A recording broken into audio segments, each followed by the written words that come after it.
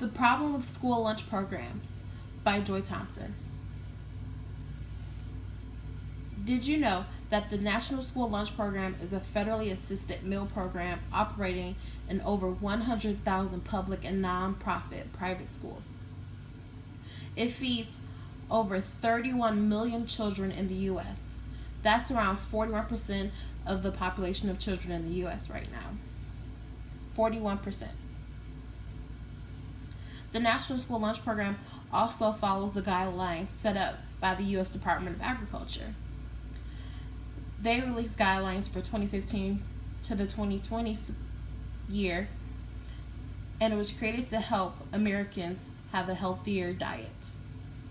A part of that guidelines is whole grains, and we should eat around 6 ounces of whole grains each day.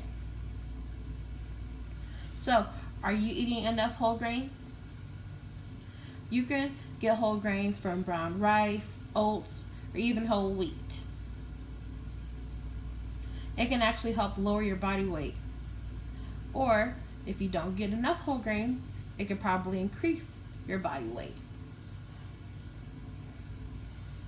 So, the former First Lady Michelle Obama created a new initiative called Let's Move. And with that, she created guidelines in her initiative to increase more whole grains, fruits, and vegetables in our school lunch programs, because she wanted to combat childhood obesity.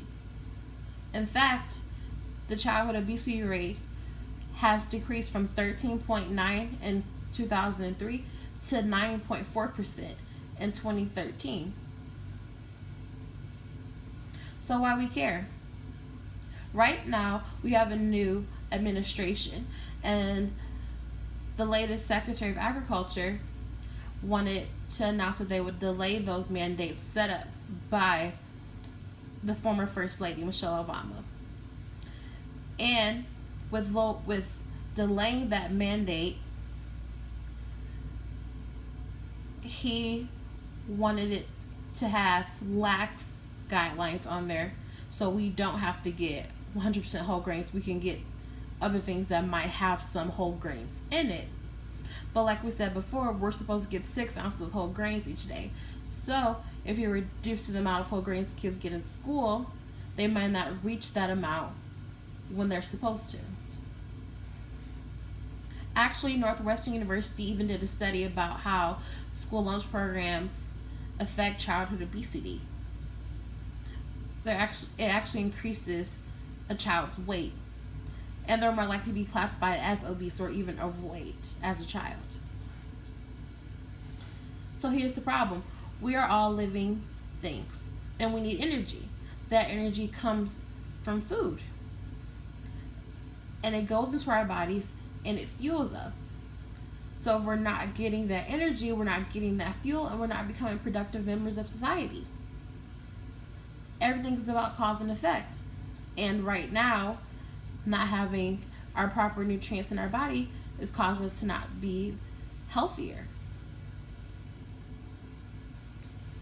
So Michelle Obama gave us My Plate. And right there, it lays out exactly what our plate should look like. We're supposed to get this much fruits, this much grains, this much vegetables, and this much protein, and some dairy. And before she decided My Plate, the government had My Pyramid, and which basically said that we're supposed to get all these different food groups, but it really didn't lay out the exact amount. It just kind of shows you a little link to what amount. But her diagram actually shows you what your plate should actually look like whenever you're eating. I put this up as the possibility because with less regulations on the food, we could end up going back to this old pyramid that we had years and years ago, which told us, oh, a lot of grains and some protein and some fruits and some vegetables. But we now know based off of science that we're supposed to be eating this much food. And this could be our future's possibility if we don't act now for our children.